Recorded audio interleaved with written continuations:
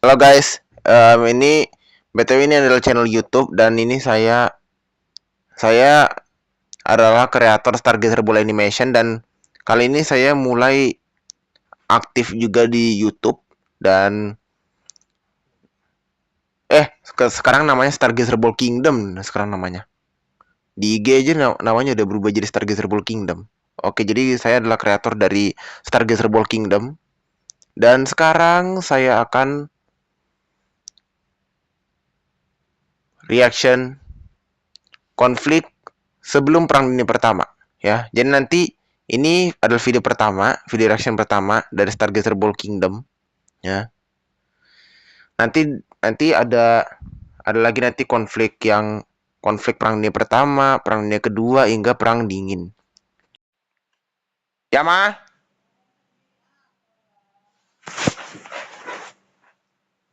Ini aku lagi bikin video loh, Ma.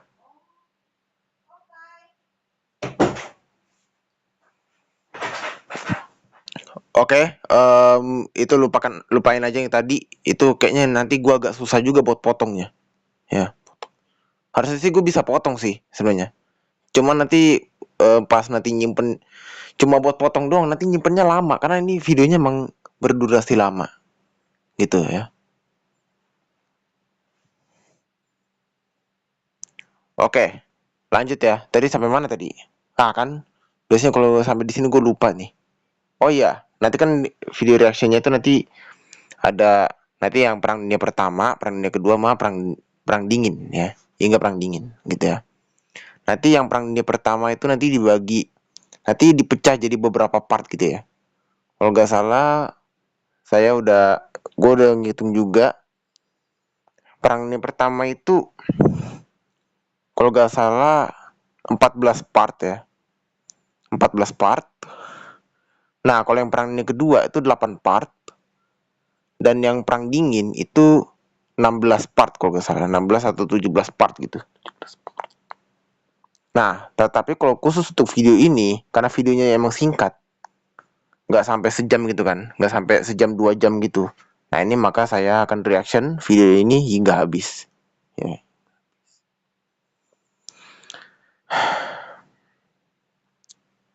BTW karena gue ikut public speaking nih jadi kayak gini nih. Ya. Ya. Tapi yang video yang Perang Dunia Pertama, Perang Dunia Kedua, sama Perang Dingin itu kan sampai 2 jam, 4 jam gitu. Nah, makanya dibagi jadi beberapa part gitu ya. Lebih tepatnya sampai part berapa gitu kan. Gitu ya. Gue tuh juga sebelumnya gue udah ngitung lah ChatGPT juga. Nah, ini Ki, durasinya berapa? Nanti gue cari faktor-faktornya tuh. Nah, gue tanya ChatGPT gitu. Gitu. Adalah udah 3 menit nih. Yaudah mulai ya.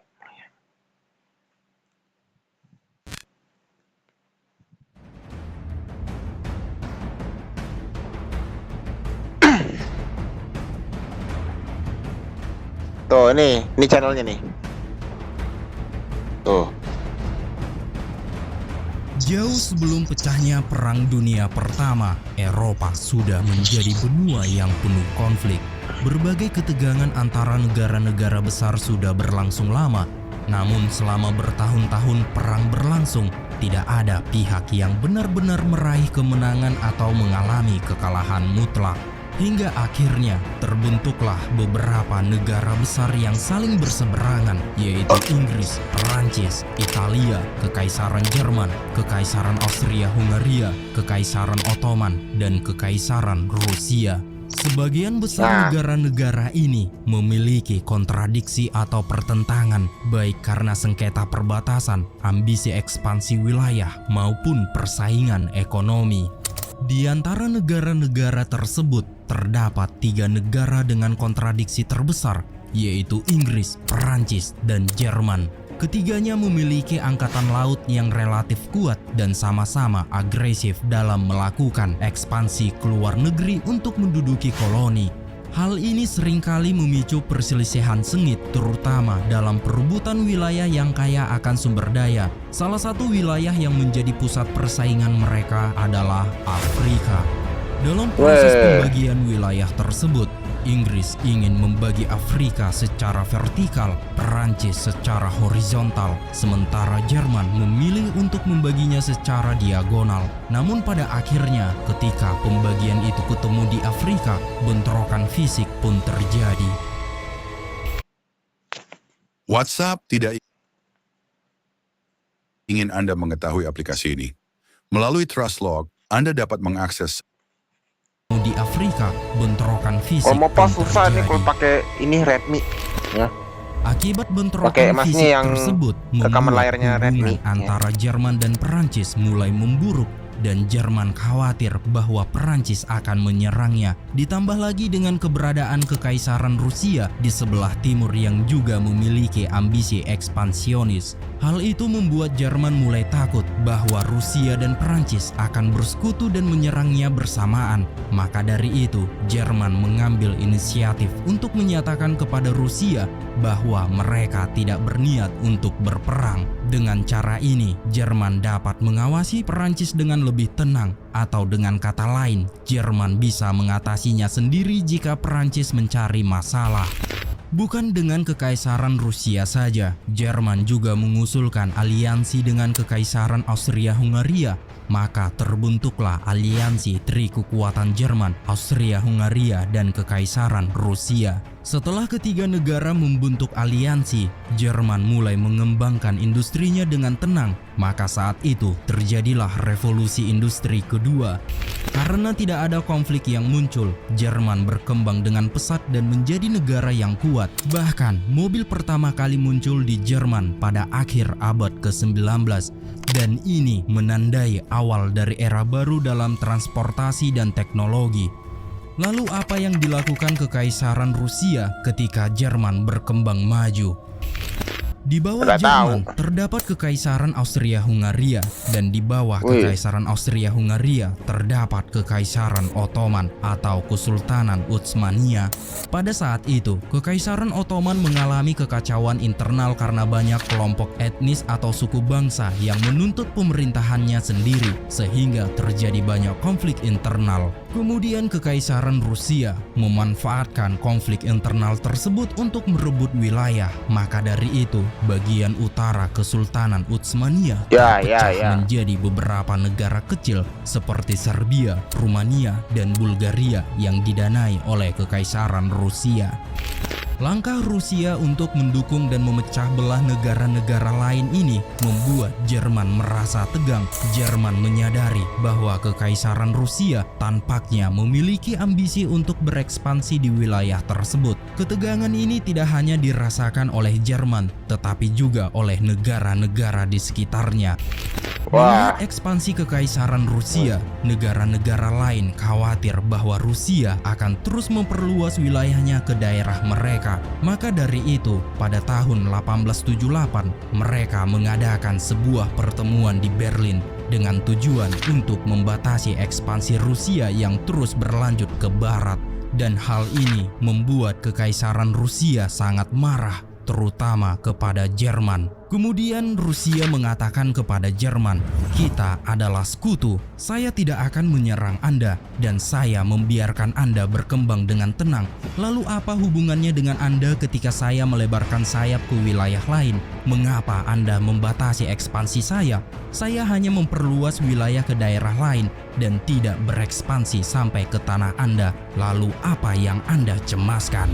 Melihat Kekaisaran Rusia marah, Jerman segera mengajak Kekaisaran Austria-Hungaria untuk membentuk aliansi militer. Dengan adanya aliansi baru ini, apa kesan dari aliansi sebelumnya? Aliansi semula hanya memastikan bahwa jika Perancis menyerang Jerman, Kekaisaran Austria-Hungaria tidak akan membantu Perancis dan akan tetap netral. Namun dengan aliansi baru ini, jika negara lain menyerang Jerman, terutama terhadap ancaman dari Kekaisaran Rusia, yang artinya jika Kekaisaran Rusia menyerang Jerman, Jerman dan Kekaisaran Austria-Hungaria akan bersatu untuk melawannya. Namun Jerman dan Kekaisaran Austria-Hungaria merasa khawatir karena wilayah Rusia yang sangat luas. Oleh karena itu, Iya sih. mereka Rusia kan mengajak emang luas, Italia untuk membentuk aliansi 3 negara, yaitu Jerman, Kekaisaran Austria-Hungaria, dan Italia. Italia bersedia bergabung dengan aliansi Jerman karena hubungan Italia dengan Perancis tidak membaik. Dengan aliansi ini, Italia merasa akan mendapat bantuan jika Perancis menyerangnya. Kemudian di tahun 1880-an, ada 3 negara industri terkuat di Eropa, yaitu Inggris, Perancis, dan Jerman. 3 negara ini menjual hasil industri pabrik mereka kepada negara-negara lain. Maka dari itu, negara-negara tersebut terus memperluas wilayah jajahannya ke luar negeri karena pabrik mereka membutuhkan bahan baku dari negara jajahannya. Koloni Inggris pada saat itu menduduki India, Australia, dan Afrika Selatan, sementara Perancis menduduki beberapa bidang tanah di Afrika dan Vietnam. Sedangkan Jerman menduduki beberapa bidang tanah di Afrika, kemudian juga menduduki New Guinea. Ini semua adalah koloni mereka. Dalam proses ekspansi ke luar negeri ini, Perancis melihat Jerman tumbuh semakin cepat dan menjarah tanah negeri lain, baik dari sisi industri maupun aspek lainnya. Kemudian Perancis merasa ancaman Jerman semakin besar, apalagi Perancis dan Jerman sejak awal memang berseteru. Jadi Perancis diam-diam bersekutu dengan Kekaisaran Rusia dan Jerman akan diserang jika masih terus berekspansi dengan agresif. Maka dari itu, Perancis diam-diam membentuk aliansi dengan Italia. Perancis berkata, jika Jerman menyerang Perancis, Italia tidak perlu ikut campur. Di sini Italia menyetujui aliansi dari Perancis. Pada titik ini, mungkin kita bertanya-tanya tentang Italia yang telah membentuk aliansi dengan Jerman kan, dan Perancis. Italia berkhianat Lalu tuh. mengapa Italia masih membentuk aliansi secara rahasia dengan Perancis? Hal itu dikarenakan perbatasan Italia dengan Kekaisaran Austria-Hungaria di ujung perbatasan. Italia juga memiliki perselisihan teritorial dengan Kekaisaran Austria-Hungaria. Jadi sekarang konflik dengan Perancis relatif kecil dan konflik dengan Kekaisaran Austria-Hungaria relatif besar. Italia membentuk aliansi dengan Perancis. Demikian juga sebaliknya, ketika masalah dengan Kekaisaran Austria-Hungaria relatif kecil dan masalah dengan Perancis relatif besar, Italia membentuk aliansi dengan Kekaisaran Austria-Hungaria, atau dengan kata lain, Italia hanya melihat perkembangan situasi. Artinya, tidak ada teman atau musuh yang abadi, yang ada hanya kepentingan abadi. Ya, iklan lagi.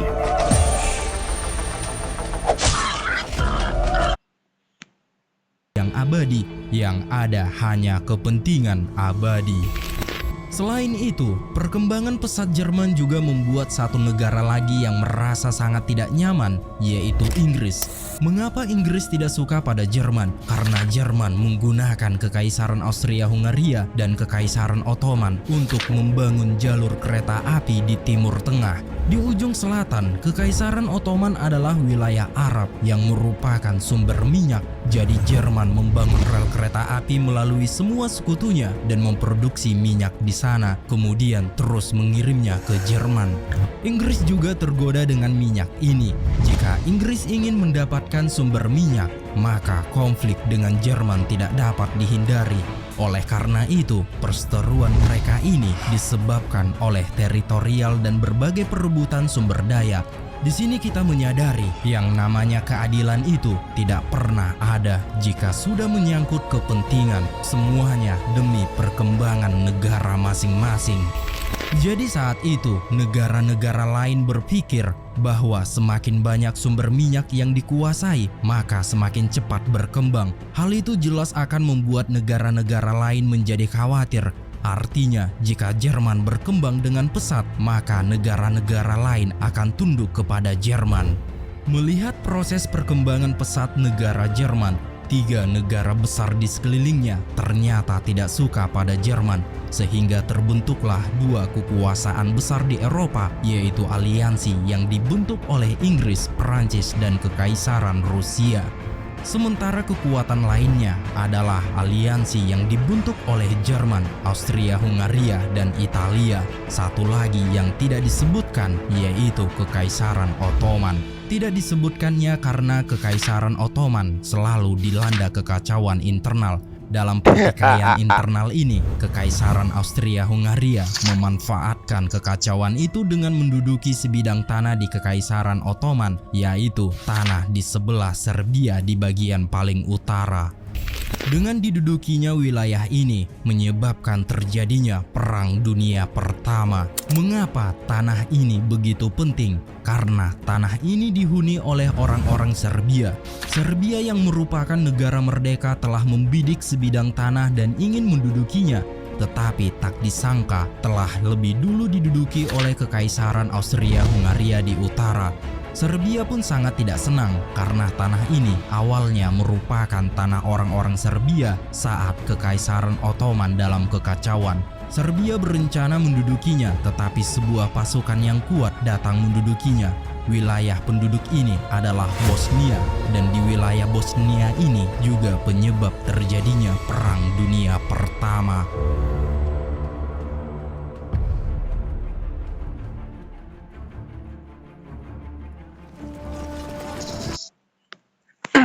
Oke, sampai di sini dulu videonya.